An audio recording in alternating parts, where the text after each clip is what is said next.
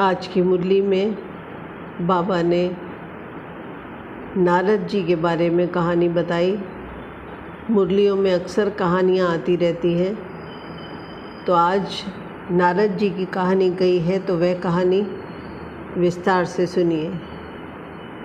नारद जी को भक्त श्रेणी में अग्रज माना जाता है। एक बार नारद जी ने अपनी भावनाओं तथा इच्छाओं पर विजय पाने के लिए गहन तपस्या करने का निर्णय लिया। उन्होंने एक आश्रम में आसन जमाकर तपस्या आरंभ कर दी। मन को अशुद्ध संकल्पों से दूर कर शांति से ईश्वरीय याद में बैठ गए। नारद जी की इस तपस्या से इंद्र का आसन हिलने लगा। इसलिए नारद जी की तपस्या भंग करने के लिए सुंदर अप्सराओं को भेजा गया, लेकिन नारद जी अंश मात्र भी आकर्षित नहीं हुए। जब नारद जी ने महसूस किया कि वे अपनी कामनाओं इच्छाओं पर पूरा नियंत्रण पा चुके हैं, तब उन्होंने अपनी तपस्या को पूरा किया। तपस्या की सिद्धि से गर्वित नारद जी अपनी सिद्धियों को त्रिमूर्ति ब्रह्मा विष्णु शंकर को बताने के लिए निकले। जब वे त्रिमूर्ति से मिलकर वापस आ रहे थे, तब देवताओं ने नारद जी की परीक्षा लेनी चाहिए।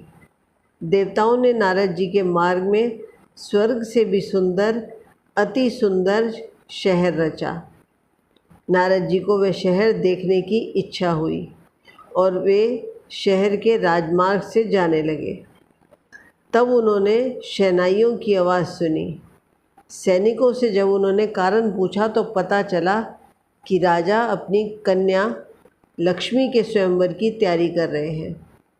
नारद जी को देखकर राजा ने उन्हें सादर आमंत्रित किया और कन्या को आशीर्वाद देने के लिए कहा।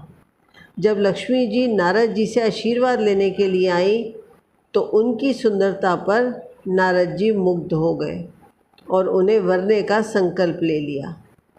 उसी समय नारद जी वैकुंठ में विष्णु जी के पास गए और लक्ष्मी जी से विवाह करने की इच्छा प्रकट की और अनुरोध किया कि उसे हरि का रूप प्रदान करें, ताकि लक्ष्मी जी स्वयंवर में उनको ही अपने पति के रूप में स्वीकार करें। हरि शब्द के दो अर्थ हैं। हरि अर्थात सुंदर रूप, और बंदर का भी भाव है। इन शब्दों के जादू से विष्णु जी ने नारद जी को गले तक देवताई रूप दे दिया और मुख बंदर का दिया। नारद जी, जिनको यह पता नहीं था, बंदर जैसा मुख लेकर तुरंत सभा में प्रवेश हुए। नारद, जो बहुत प्रसन्न हो रहे थे कि लक्ष्मी जी ज़रूर उनको ही चुनेंगी। लक्ष्मी, जो हाथ में माला लेकर चल रही थी, जब वह नारद जी के निकट आई तो बंदर जैसा चेहरा देख उन्हें बहुत ही आश्चर्य हुआ। नारद जी इसी सोच में थे कि अब लक्ष्मी जी उनको वरमाला पहनाएंगी। लक्ष्मी जी ने उनकी ओर से हटकर विष्णु नारद जो वहाँ से निकल पड़े और सोचने लगे कि उनमें क्या नहीं है और विष्णु जी में क्या है, जो लक्ष्मी जी ने विष्णु जी को अपना वर चुना। इस प्रकार मन में विचार करते हुए नारद जी एक नदी के पास रुके और उसमें अपना चेहरा देखा।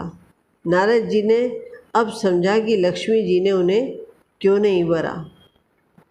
इस कहानी का आध्यात्मिक भाव है, शिव बाबा श्रेष्ठ ज्ञान प्रदान कर रहे हैं ताकि हम बच्चे भी श्री लक्ष्मी श्री नारायण जैसा ऊंच बने। जब बाबा पूछते हैं कि आपको सतयुगी लक्ष्मी नारायण बनना है या त्रेता युगी राम सीता बनना है, तो सभी कहते हैं हमको तो लक्ष्मी नारायण ही बनना है। लक्ष्य रखना ठीक है, लेकिन अपने लक्षणों पर भी समय प्रति समय ध्यान देना चाहिए। नारद जी, जो कि लक्ष्मी जी को वरना चाहते थे, अपने बंदर जैसे मुंह के कारण असफल रहे। इसी प्रकार हम में भी अगर बंदर जैसे गुण अर्थात चंचलता और अस्थिरता होगी तो हम भी सत्युग में ऊंच पद को प्राप्त नहीं कर सकते। ईश्वरीय ज्ञान दर्पण जैसा है। हम अपने मन की अवस्थाओं को उस दर्पण द्वारा जान सकते हैं और उन्नति पर ध्यान दें, आगे बढ़ सकते हैं। आगे एक नई कहानी के साथ। ओम शांति।